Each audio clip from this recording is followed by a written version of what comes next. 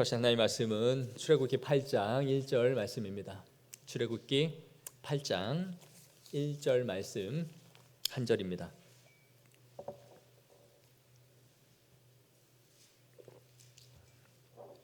출애굽기 8장 1절 말씀 우리 다 같이 합독하시겠습니다. 시작. 여호와께서 모세에게 이르시되 너는 바로에게 가서 그에게 이르기를 여호와의 말씀에 내 백성을 보내라. 그들이 나를 섬길 것이니라. 아멘. 올해 2026년 우리 교회 표어가 뭡니까? 내 백성이 나를 섬길 것이라. 이 8장 1절 말씀이 우리 주제 또 성구가 나온 구절이기도 하죠. 이 말은 여호와께서 모세를 바로에게 보내시면서 그에게 전하라고 하신 말씀입니다. 4장 23절에도 하나님은 모세에게 말씀하세요. 내 아들을 보내주어 나를 섬기게 하라. 5장 1절에 내 백성을 보내라. 그러면 그들이 광야에서 내 앞에 절기를 지킬 것이니라. 7장 16절에도 내 백성을 보내라. 그러면 그들이 광야에서 나를 섬길 것이니라. 8장 20절, 9장 1절, 13절, 10장 13절 내 백성을 보내라. 그러면 그들이 나를 섬길 것이니라 라는 말씀이 계속 반복되고 있습니다. 그러니까 이 출애굽기의 말씀을 관통하고 있는 핵심이 뭐냐? 내 백성을 보내라. 그들이 나를 섬기게 할 것이다 라는 말씀이에요. 이 섬기다 라는 단어는 아바드라는 히브리 단어인데 이 히브리어 단어는 영어 성경의 worship, 서비스로 번역을 했습니다. 그러니까 이 말은 하나님을 예배하라, 하나님을 섬기다 라는 의미예요. 이스라엘 백성들은 현재 바로를 섬기고 있죠. 바로를 주로 모시고 있고 바로의 노역을 감당하고 있는 상태입니다. 이런 이스라엘 백성들에게 하나님이 뭐라고 말씀하세요? 내 백성, 내 아들, 내 장자 그들을 내게 보내라는 겁니다. 내 소유를 돌려달라는 거죠. 그래서 소유권 분쟁을 일으키지 마라. 그들은 원래 내 백성이라는 거예요. 내 자녀들을 이제 네 마음대로 부리고 너를 위해 내 자녀들을 마음대로 사용하지 마라. 그들은 나를 섬겨야 한다라고 부르시는 것이죠. 우리는 이 말씀으로 몇 주간을 살펴보려고 합니다. 은혜 주시는 대로 이 말씀을 묵상할 건데 하나님은 왜 이스라엘 백성들을 바로의 손에서 구원하시려고 하였는가 하는 것을 우리는 알 수 있어요. 그것은 바로 우리를 예배하기 위해서라는 것을 말씀해 주고 있습니다. 하나님이 우리를 왜 구원하셨습니까? 그것은 바로 하나입니다. 바로 예배하는 자로 우리를 만들기 위해서 하나님이 우리를 구원하셨다라는 거예요. 우리가 하나님의 자녀가 된 이후에 가장 먼저 바뀌는 외형적인 변화가 있다면 뭘까요? 내면의 변화 말고요. 외형적으로요. 그게 뭘까요? 주일이면 교회 간다라는 겁니다. 그래서 예수 믿지 않는 사람들은 교회 가요. 나 그리스도인입니다. 기독교인입니다. 라고 하면 그들은 다 우리를 한결같이 일요일이면 교회 가는 사람들이라고 생각을 하죠. 외형적인 변화는 이제는 주일이면 일어나서 교회를 가는 사람들이라는 것이 우리가 바로 외형적으로 바뀐 변화입니다. 어떤 사람들은 교회에 오면 맨날 무슨 예배만 드리냐라고 말하는 사람들이 있어요. 지루하고 따분하고 그런 예배만 맨날 반복해서 드리냐라는 거죠. 그러나 교회는 예배 드리러 오는 곳입니다. 그래서 옛날에는 예배당이라고 아예 불렀죠. 예배는 성도의 본질이며 큰 뼈대라고 할 수 있어요. 그래서 성도는 예배에 살고 예배에 죽는 사람들이다 라고 할 만큼 예배가 무너지면 성도의 신앙 자체가 무너진다라고 할 수 있습니다. 예배가 죽어있는 사람치고 그의 신앙이 바르게 커가는 사람을 단 한 번도 본 적이 없어요. 단 한 번도. 예배를 중심으로 살아가는 성도가 바로 그의 신앙이 살아있다라는 하나의 증거가 되기 때문입니다. 예배를 가볍게 여기는 성도일수록 그 신앙이 온전치 못하다라는 것을 입증합니다. 예배는 신앙의 전부는 아니지만 신앙의 가장 중요한 위치에 놓여 있다라고 할 수 있어요. 목회자가 성도들의 신앙의 상태를 뭘로 파악할까요? 매번 신방하고 매번 전화하고 그렇게 해서 다 파악하는 게 아니에요. 여러분들의 예배 드리는 태도만 봐도 목회자는 95% 이상을 파악합니다. 그 눈빛에서 나오는 은혜의 흡수력이라는 게 있어요. 아, 이 사람이 은혜를 빨아먹는구나, 아니면 쳐내는구나. 거의 99%라고 해도 과언이 아니에요. 예배에 대한 태도와 모습이 그 신앙에 절대적으로 영향을 미친다는 거예요. 그런데 교회가 성장을 멈추고 세상에 여러 가지 재미있는 요소들이 많아지니까 젊은 사람들이 교회를 하나둘씩 떠나기 시작했습니다. 그러니까 교회는 고민이 깊어졌어요. 그래서 여러 가지 고민 끝에 생각한 것이 교회 안에 엔터테인먼트적인 요소들을 가지고 들어온 것이죠. 공연을 넣기도 하고, 능력이 되면 오케스트라도 구성을 하고 영상을 만들어 넣는 것이죠. 이것이 매스미디어가 발달해가는 오늘날 잘못된 것이다 라고 말하는 것은 아닙니다. 그러나 교회가 말씀을 넘어서서 이런 부분을 예배에 채우고자 한다면 이건 심각한 문제라는 거예요. 말씀보다 이러한 것이 더 강하게 주를 이루고 있다면 이건 심각한 문제입니다. 제가 교육부를 담당할 때, 전도사 때 PPT가 없으면 설교를 못하는 사역자들이 나오기 시작했어요. 뭔가 PPT를 띄워야만 설교를 할 수 있다는 거죠. 이거는 굉장히 큰 문제였던 겁니다. 아이들에게 뭔가 만화나 움직이는 걸 보여주지 않으면 아이들을 집중시킬 수 없는 것, 그가 전할 메시지가 그 안에 갇혀 있다는 거죠. 점점 교회들은 말씀보다 찬양, 공연과 영상 등으로 사람들의 눈과 귀를 즐겁게 하는 방향으로 나아가고 있다면 이것은 심각한 문제가 아닐 수 없는 거예요. 그래서 A.W. 토저 목사님은 그의 책 예배인가 쇼인가 라는 책에서 현대의 예배를 강력하게 비판했습니다. 토저 목사님은 The Great God Entertainment라고 했어요. 즉 위대한 신 오락이라는 거죠. 오락이 신과 같이 여겨지고 있다라는 것입니다. 하나님을 향한 예배보다 감정이나 체험을 소비하는 관객이 예배를 드리고 있다라는 것이에요. 즉 성도들이 예배를 소비하고 있다. 그들은 청중이자 관객이라는 것이죠. 그래서 이것이 우리의 말에도 언어에도 나오기 시작했는데, 예배 보러 간다라고 말하는 사람들 있죠. 예배를 보러 가는 것입니까? 예배를 드리러 가는 것입니까? 예배를 드리러 가죠. 근데 예배 보러 간다는 말을 심심찮게 하는 사람들이 있었어요. 예배에 와서 뭘 봅니까? 말씀을 잘 전하나 보고, 목사의 얼굴은 좀 어떠나 보고, 찬양팀은 좀 어떤가 보고, 누가 삑사리는 안 나나, 세션은 좀 어떤가. 정말 예배를 보는 거죠. 사람 구경하러 오는 것입니다.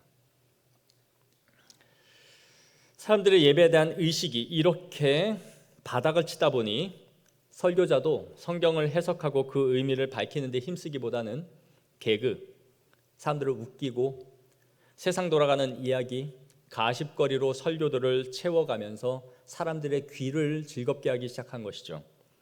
일종의 설교가 강연이 되어버린 것입니다. 하나님의 말씀을 전하는 게 아니라 좋은 강연을 듣듯이 듣고 가는 것이죠. 너무나 안타까운 것은 대형 교회화 되어 갈수록 이런 현상들이 더욱 심화되어져 가고 있다라는 거예요. 많은 인력과 고급 장비들을 사용하여 거의 방송국에 방불할 만한 세팅을 갖추어 놓고 스케일은 점점 커지고 고급스러워져 가는 것이죠. 그리고 많은 컨텐츠들을 만들면서 사람들을 집중시키려고 하는 것입니다. 이런 예배를 드리고 나면 우리의 눈과 귀가 즐겁고 뭔가 세련됐다라는 느낌을 받고 나가는 것이죠. 마치 잘 제작된 하나의 작품을 보러 오듯이 예배를 그렇게 즐기는 소비자가 돼서 오는 거예요. 교회는 마켓이 된 겁니다. 여기는 이런 게 있어서 좋네, 여기는 저런 게 있어서 좋네, 그러면서 선택을 하는 기준, 그리고 우리는 이런 게 있습니다 라고 마케팅을 시작하는 것이죠. 그래서 성도들은 예배를 소비하는 소비자가 된 거예요. 헌금 몇 푼을 주고 예배를 드리고 소비하고 나가는 것이죠.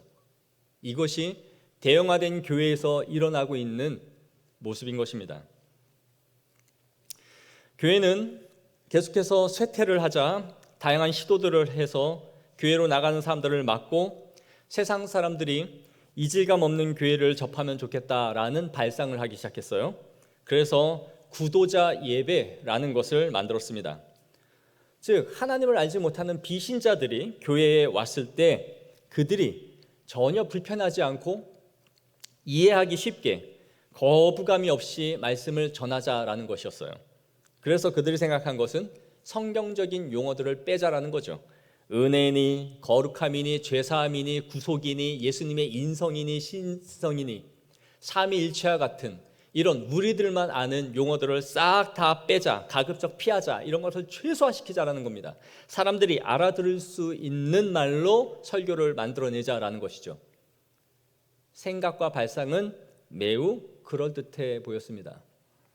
하지만 이것은 매우 위험한 발상이지 않을 수 없었고 교회를 오히려 쇠퇴로 몰아갔죠. 왜요? 성경적이지 않은 방식이었기 때문입니다. 예배는 성경의 말씀이 무엇인지를 우리에게 가르치고 배우는 것이지 그 본질적인 요소들을 다 빼버리고 말씀을 전할 수가 없는 것이죠.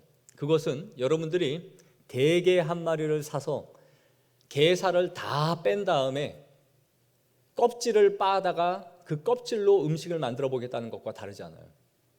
그 맛있는 게살은 다 빼버리고 껍질을 으깨가지고 그걸로 설교를 만들라는 것이죠. 그래서 그들은 이 중요한 메시지들을 빼놓고 사람들을 이질감 없이 불러들이는 일에 포커싱을 한 것입니다. 그러나 여러분, 예배는 1차적으로 하나님께 드리는 것이지 사람을 위한 프로그램이 아닙니다.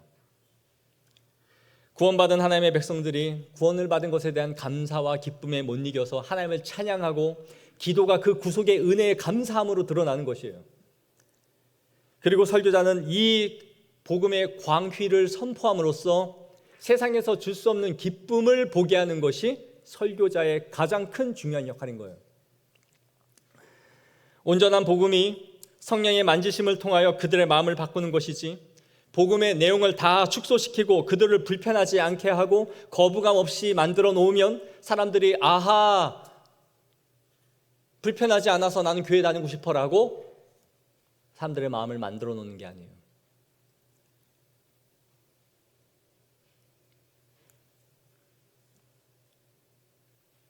예배를 통하여 하나님을 알지 못하는 사람들이 하나님을 믿을 수는 있지만 예배가 전도의 수단은 아닙니다.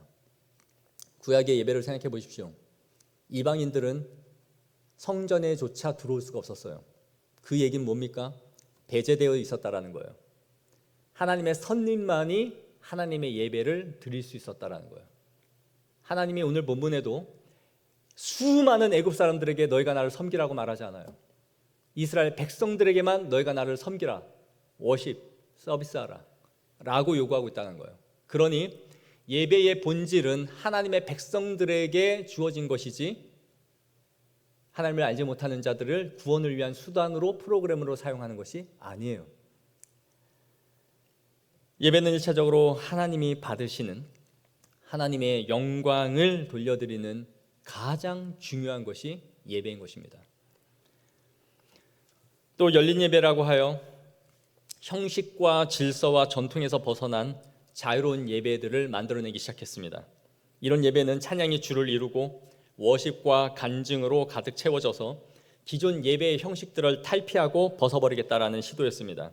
이렇게 전통적인 예배는 고루하고 답답하니까 이런 예배보다는 우리가 예배를 세팅해보자, 사람들이 주목하고 즐거워할 만한 예배를 우리가 구성시키자라는 열린 예배를 만들어낸 거죠. 저는 우리의 예배가 고루하고 답답해져야 된다라고 생각하지 않습니다. 아무 의미도 알지 못한 채 일어나십시오, 앉으십시오를 반복하면서 로마 카톨릭과 같이 전통적이고 그들만이 아는 방식으로 의식을 만들어내야 된다라고 말하는 게 아니에요. 하지만 우리는 구약의 제사가 얼마나 우리에게 많은 것을 말씀해주고 있는지를 봐야 됩니다. 레위기 27장은 전체가 예배에 대한 방식만을 써내고 있어요. 번제와 소제와 화제와 화목제와 속건제와 속죄제와 수많은 제사들, 월삭과 절기와 안식일날 어떻게 어떤 양을 어떤 염소를 하나님 앞에 몇 마리를 올려드려야 되는지, 그리고 똥은 어디에 버려야 되는지, 피는 어디에 버려야 되는지, 가죽은 어떻게 제거를 해야 되는지, 제사장들은 이것들을 철저하게 숙지했어야 됐어요. 그리고 이것을 다음 제사장에도 가르치고 그들이 그걸 해내는 데까지는 5년이라는 수습기간이 필요할 만큼 배워야 했던 것이죠. 아무 형식 없이 질서 없이 하나님 앞에 마음껏 드릴 수 있는 예배였다면 왜 우리에게 레위기를 주셨을까요? 목사님, 오늘날은 구약시대가 아닙니다. 신약시대예요. 압니다. 신약시대이기 때문에 우리가 피의 제사를 하나님 앞에 드리지 않는 거예요. 예수 그리스도가 모든 구속을 이루셨기 때문이죠. 그러나 성경에서 우리에게 말씀하고 있는 레위기의 말씀은 왜 예배가 하나님 앞에 하나님의 방식대로 드려져야 되는지를 우리에게 말씀해 주는 거예요. 그게 필요 없다면 레위기는 잘라버려야 되죠. 오늘날 이런 예배, 이런 의식을 누가 드립니까? 짐승 가지고 하나님 앞에 나오는 경우가 없는데 이걸 왜 읽어야 됩니까? 그러나 이 레위기에서 말씀해 주고 있는 것은 하나님께 집중하고 하나님이 받으시는 예배가 있다라는 거예요. 우리가 이 설교 시리즈를 살펴보면서 나오겠지만 아론의 아들은 첫 예배를 집례하다 죽었습니다. 다른 불을 가지고 들어가다가 바로 그 자리에서 직사를 당했어요. 너무나 억울한 일 아니었을까요? 하나님 첫 제사였습니다. 제사장 직무를 해본 적이 없다고요. 그런데 고작 다른 불을 가지고 왔다고 죽인단 말입니까? 그런 항변을 할 수 있었겠죠. 그러나 하나님은 가차없이 그의 목을 쳤어요. 무서운 일이죠. 하나님이 받으시는 예배가 있다라는 것을 보여준 사건이었습니다. 예배는 인간이 중심이 되어 여러 방법들을 고안해내는 것이 목적이 아니에요. 이렇게 하면 사람들이 좋아할 거야. 이렇게 하면은 편해. 그러니까 이런 거 저런 거 순서 다 빼고 바꿉시다. 그런 발상이 세속적인 것이고 그게 인간 중심적이고 하나님을 막보는 행위예요. 거기에 모든 요소들은 우리의 모든 예배는 하나님이 받으시면 무엇을 기뻐하실까에 모든 포커싱을 다하는 것이에요. 그걸 위해 예배를 짜맞추는 거예요. 그러나 오늘날 예배가 얼마나 많은 인간 중심이 되었습니까? 사람의 편의주의대로 돌아가고 있어요. 예를 하나 들어볼까요? 오늘날 많은 교회들이 성가대석을 앞쪽 혹은 측면에 두고 있죠. 그리고 그들이 찬양하면 사람들은 그것을 듣습니다. 그러나 본래 성가대석은 맨 뒤에 있었다는 것을 알고 있습니까? 처음 듣는 얘기입니까? 성가대석은 회중석 어느 지점 내지는 맨 뒷자리 혹은 중층이 있을 때에는 중층 위에다 올렸어요. 그 이유는 모든 찬양은 하나님이 받으시는 것이고 성가대 역시도 하나님께 올려드린다라는 거예요. 그런데 어느 순간부터 그들이 앞에 자리를 차지하기 시작했고 그들은 공연을 하기 시작했습니다. 심지어 찬양을 마치면 박수까지 쳐주는 일이 벌어지고 있는 거죠. 왜 A.W. 토저 목사님이 예배인가 쇼인가라는 책을 쓰게 됐는지를 아시겠습니까? 이런 일은 처음부터 일어나지 않았어요. 본래 성가대는 그렇게 구성되었고 뒤에 있었던 겁니다. 그러나 중세 후반부터 교회가 타락하기 시작하면서 훈련된 전문 성가대를 보유하고 육성하기 시작했어요.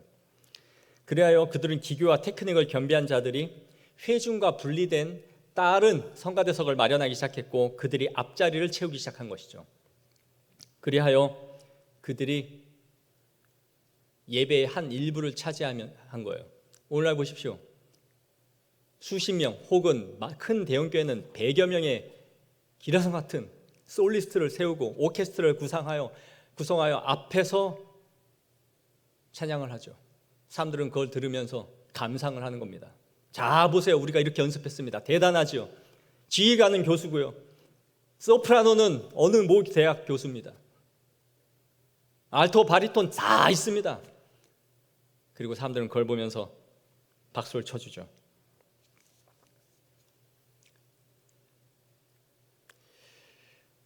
종교개혁가 루터는 이것이 성경에서 완전히 잘못된 것이라는 것을 인식했습니다. 그래서 회중 찬양을 회복시켰고, 칼빈은 성가대 자체를 아예 없애거나 배제시키거나 최소화시켜 버렸습니다. 다시 말해 성가대는 전문적이고 특수하게 부르는 사람들의 영역이 아니라 온 회중이 성가대라는 거예요. 여러분 한 사람 한 사람이 성가대로 이 자리에 앉아있다는 걸 인식하고 있습니까? 오늘날 이 예배가 왜 무너지고 찬양이 무너지고 있습니까?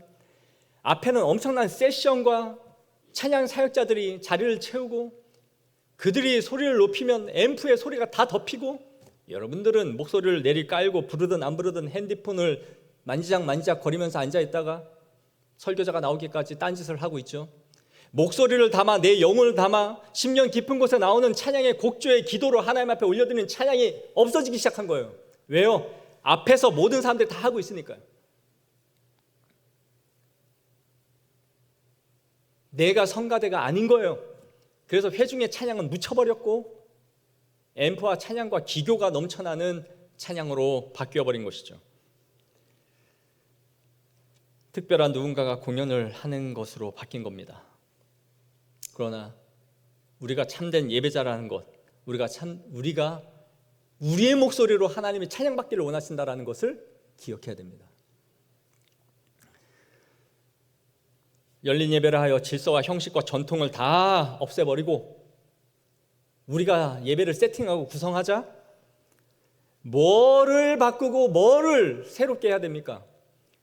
우리의 보혈과 십자가와 거룩한 성화, 그리스도의 의, 예수 그리스도의 공로, 이러한 개념들을 축소하고 없애면서 전통을 없애버리겠다라는 그들의 시도가 교회를 회복시키고 사람들을 앞으로 끌어오고 젊은이들을 교회로 나가는 걸 막는 게 아니라 그들의 신앙을 이탈시키고 전부 다 한국교회를 10년, 20년 동안 이렇게 무너져버리게 만든 것이죠.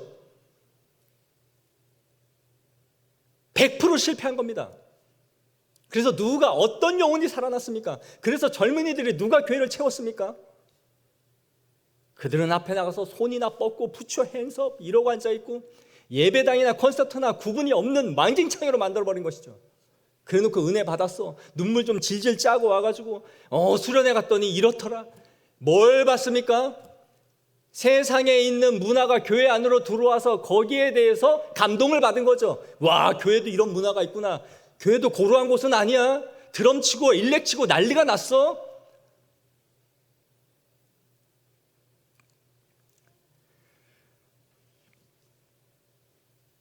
그리고 대단한 대형교회들이 이런 것을 하면서 부러워하는 거죠. 와, 저 스케일을 봐.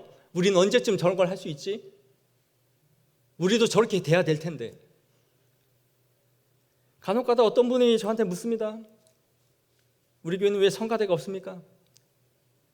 많아지면 만들 겁니다 라고 대답한 적이 없어요. 여러분의 삶의 예배를 여러분의 목소리로 찬양을 올리시는 것을 하나님이 기뻐 받으실 줄 믿습니다. 저는 예배 중에 악기나 영상이나 찬양과 같은 요소들을 제거해야 된다라고 말하는 게 아니에요. 우리는 할 수 있는 한 우리의 손과 몸과 목소리와 모든 악기를 동원하여 하나님 앞에 영광 올려드릴 수 있어야 돼요. 문제는 예배를 돕도록 주신 기능들이 예배의 본질을 넘어서고 있는 것은 아닌가 하는 것들을 끊임없이 물어야 되는 거예요. 이것이 예배의 주를 이루고 있는 것은 아닌가. 오늘날 말씀을 풀어 가르치고 본문을 해석한 후에 우리의 삶에 적용하는 설교들이 점점 줄어가고 있는 것이 사실입니다. 그런 교회들은 고리타분하고 따분하고 재미없고 식상하다는 분위기가 팽배해져 가고 있는 것이죠. 그런 설교가, 성경적인 설교가, 하나님의 말씀을 가르치는 설교가 고리타분하고 따분한 것이라면, 그리고 그것이 고루한 것이라면 우리 교회는 점점 더 고루하고 따분해지기를 원합니다.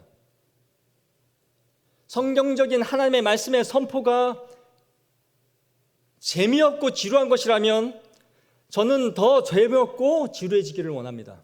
그것이 성경적이고 하나님의 영광 받으신다면 기꺼이 우리는 그렇게 돼야 됩니다.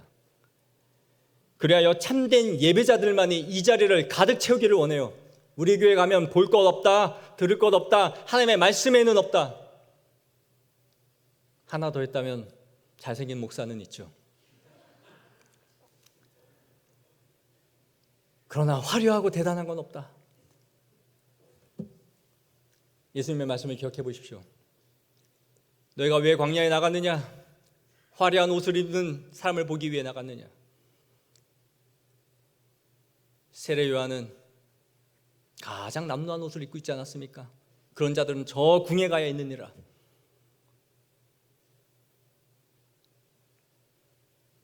쇼가 아니라 참된 예배가 우리에게 있기를 원합니다. 그리하여 참된 예배자들만 이 자리를 가득 채우기를 원해요. 우리는 항상 이 자리에 앉을 때마다 내가 왜 이 자리에 앉아 있는가? 무슨 생각으로 예배를 드리고 있는가? 그거를 기억해야 됩니다. 왜 앉아 있습니까? 무슨 생각으로 이 자리에 있습니까?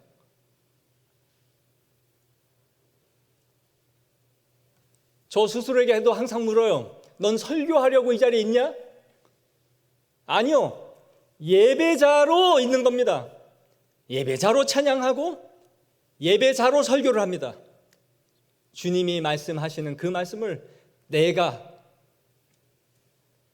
전하는 것으로 주님이 영광을 받으시기를 바라는 것이죠.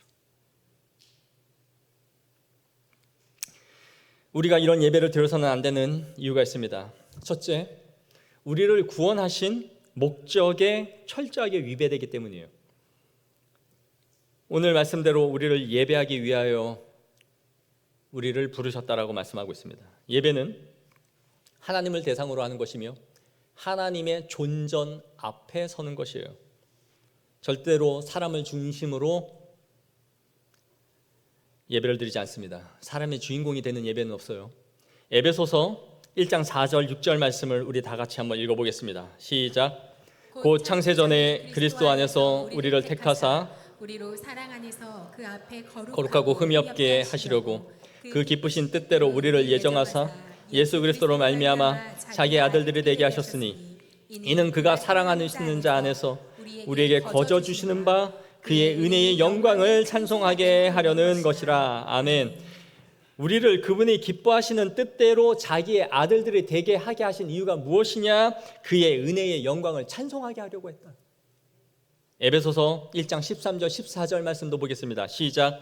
그 안에서 너희도 진리의 말씀 곧 너희의 구원의 복음을 듣고 그 안에서 또한 믿어 약속의 성령으로 인치심을 받았으니 이는 우리 기업의 보증이 되사 그 얻으신 것을 속량하시고 그의 영광을 하게 하려 하심이라. 아멘.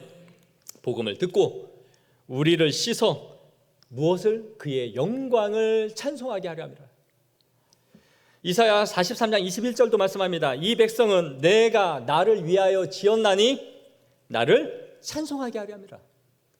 성경은 계속해서 우리를 하나님께 예배자로 찬송하는 자들로 세우기 위하여 우리를 구원하시고 불렀다라는 것을 말하고 있는 거예요. 즉 나를 섬길 것이니라 라는 말씀은 더 많이 봉사하고 더 많이 일을 하라. 아니요. 여러분이 참된 예배자가 되라는 것입니다. 참된 예배자가 될 때에 다른 모든 것도 의미를 갖게 되는 거예요. 그러므로 우리를 왜 부르셨는가? 그것은 유일하죠. 예배하는 것입니다. 그러므로 예배 없이는 교회는 설 수 없고 예배 무너진 성도는 성도가 아닌 거예요. 그렇기 때문에 예배의 중심은 하나님이며 사람이 아닙니다. 그래서 우리가 주의해야 할 것이 있습니다. 어린이 주일, 어버이 주일 혹은 누구의 기념 예배, 은퇴식, 취임식 이런 모든 예배들을 우리가 타이틀을 붙일 때마다 그 예배의 대상의 주인공이 사람이 될 수 있다라는 위험성이 항상 노출되어져 있다는 것을 의식해야 되는 거예요. 그 타이틀을 붙였다고 하여 그 사람을 위한 예배가 아닙니다. 그것은 하나의 요소로서 또 메시지를 포커싱을 맞춰서 하나님의 말씀 앞에서 그 의미가 무엇인지를 우리가 찾는 데 있는 것이지, 그 타이틀을 붙였다고 하여 그 사람이 주인이 되는 그 어떤 예배도 없다라는 것을 우리는 알아야 됩니다. 둘째, 우리가 참된 예배를 드려야 하는 이유는 하나님이 받지 않으시는 예배를 통해서는 성도들에게 아무런 유익이 일어나지 않는다라는 거예요. 예배는 우리가 하나님을 섬기는 것이지만 하나님은 그 예배를 연락하시고 하나님이 앉은 그 백성들에게 한량없는 은혜를 부어주시는 자리입니다. 즉 하나님과 성도가 영적으로 매우 친밀하게 교통을 하는 자리가 바로 예배 자리예요. 그런데 하나님이 받지 아니하시는 예배는 이런 영적인 변화가 절대로 일어나지 않습니다. 수십 년 동안 예배 자리에 앉아 있으면서도 미동도 하지 않는 사람들이 있죠. 신앙이 절대 자라지 않는 사람들이 있습니다. 구원의 확신도 생기지 않는 사람들이 있습니다. 있죠. 그가 예배자가 아니기 때문이에요. 이것은 하나님께서 말씀이 없이는 그 영혼을 바꾸시지 않기 때문이에요. 말씀을 변질시키고 약화된 곳에는 성령의 역사가 절대로 일어나지 않습니다. 하나님은 말씀을 통하여, 말씀에 의하여, 말씀 안에서 역사하시는 분이기 때문이에요. 그렇지만 엔터테인먼트를 하는 교회들이 외적인 성장을 하지 않는다는 의미는 아니죠. 왜냐하면 엔터테인먼트와 볼거리들이 많아질수록 수많은 대중들이 그것을 선호하고 몰려들기 때문입니다. 왜냐하면 세상의 문화와 교회의 차이가 없다고 느끼기 때문이죠. 하지만 교회는 그들에게는 하나의 대체제일 뿐이에요. 그런 교회 안에는 절대로 회심의 역사가 일어나지 않습니다. 한 영혼이 살아나고 변화되고 말씀을 통해 깨뜨려지는 영혼의 변화는 일어나지 않아요. 수많은 젊은이들이 들뛰고 찬양하고 열광을 하고 돌아오지만 그들의 모습은 어떻습니까?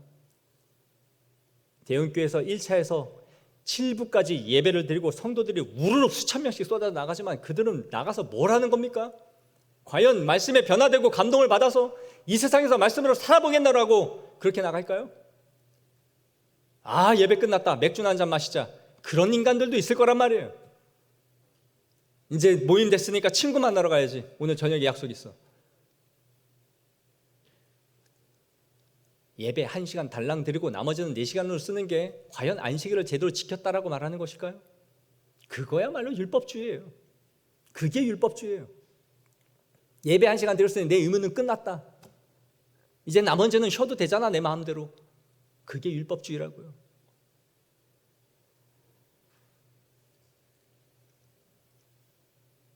그러므로 사람들이 많이 늘어나고 모인다고 하여 그 교회가 성장한다라고 착각해서는 안 됩니다. 군중들은 항상 많이 모일 수 있는 것이죠. 우리가 금요 기도회 때마다 요한복음을 살펴보고 있지 않습니까?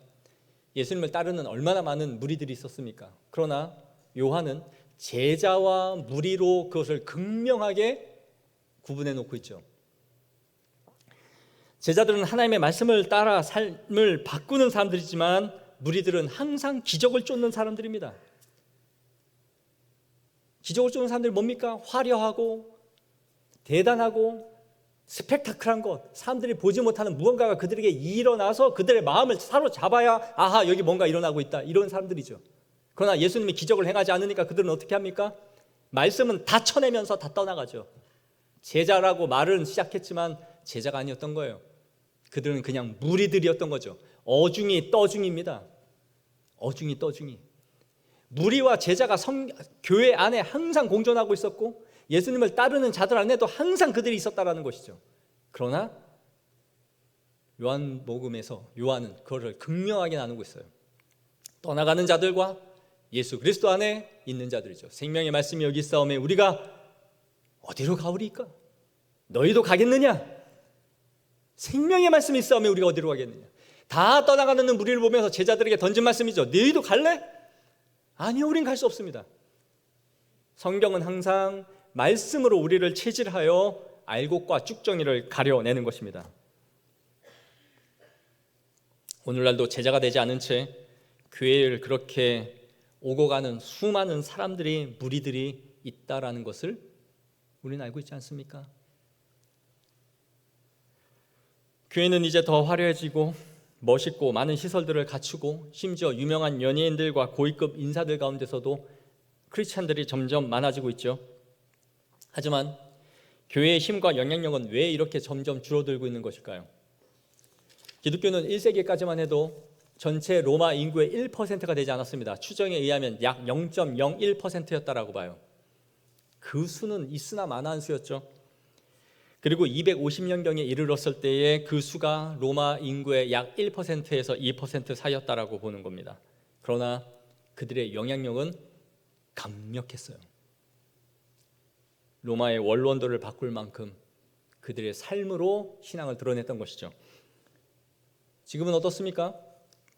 기독교 인구가 500만이니 700만이니 어쩌고 저쩌고 하고 있지만 욕이나 먹지 않으면 다행인 시대가 되어버렸죠.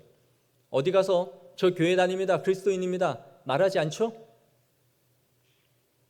저도 어디 가서 묻지 않으면 목사라고 안 해요. 창피해서요. 목사라는 인간들이 태극기나 휘날리고 앉아있고 어디 가서 정치판에 발이나 들여놓고 말씀 전하라고 주신 직무는 내던지고 온갖 헛짓거리를 해대고 있으니 어디 가서 목사라고 말하기가 창피할 정도입니다. 이제는 목사라고 대우받는 시대가 아니에요. 우리는 왜 이렇게 됐을까요? 저는 가장 근본적으로 우리의 예배가 무너졌기 때문이라 생각해요. 그저 마음의 위로와 평안을 빌어주기를 바라는 성도와 그런 비위를 맞춰주는 목사들이 콜라보를 이루어서 함께 공생하면서 온전한 말씀을 통한 회개의 역사가 교회 안에 더 이상 일어나지 않고 있는 것이죠. 죽이 잘 맞고 있는 겁니다. 우리에게 원하는 것을 주십시오. 위로와 평안을 주십시오. 네, 그런 말씀 잘 전해드리죠. 그렇게 하여 사람들을 끌어모으고는 있을지 모르지만 어떤 살아있는 영혼도 그 교회 안에 보기가 어려운 상황이 된 거예요. 마지막으로 우리의 예배가 살아나야 하는 이유는 성도의 영혼의 변화에 있어서 예배의 회복은 절대적이기 때문입니다.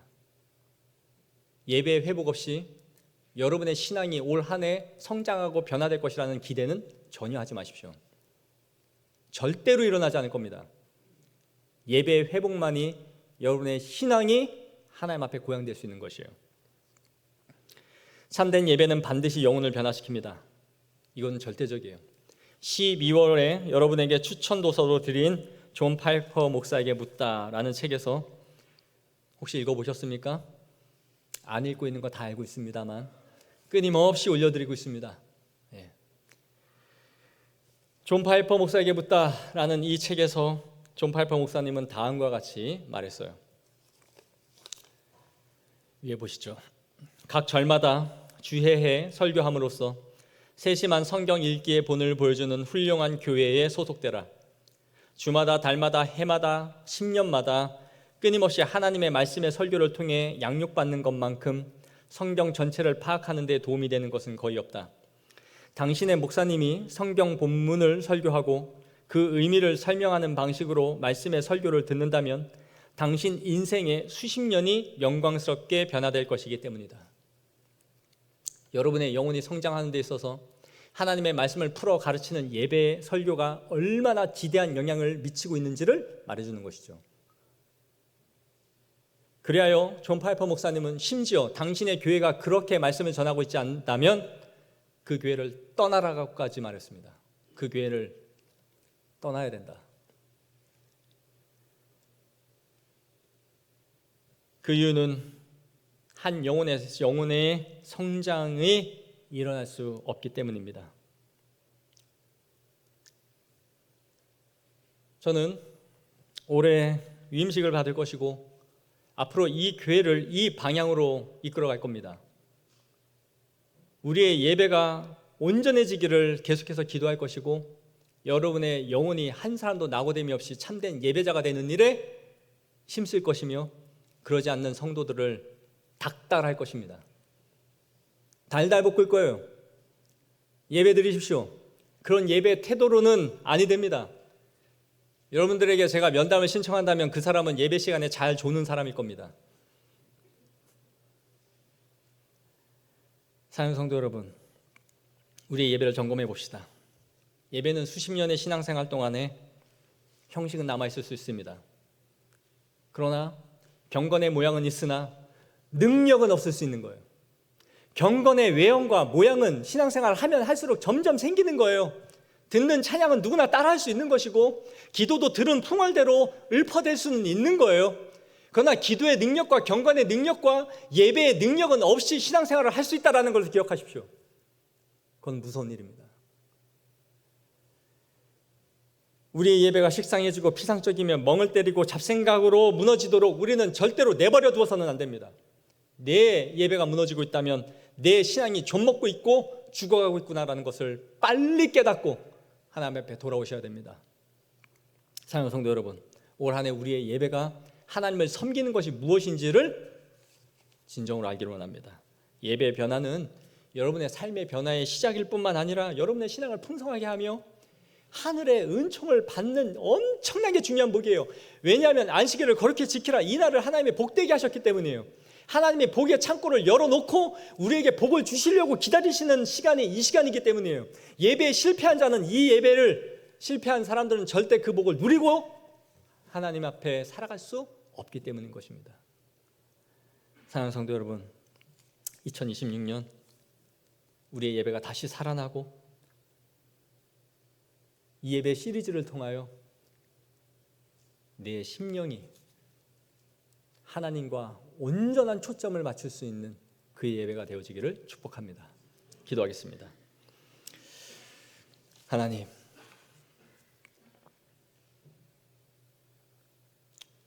예배할 수 있는 시간과 장소와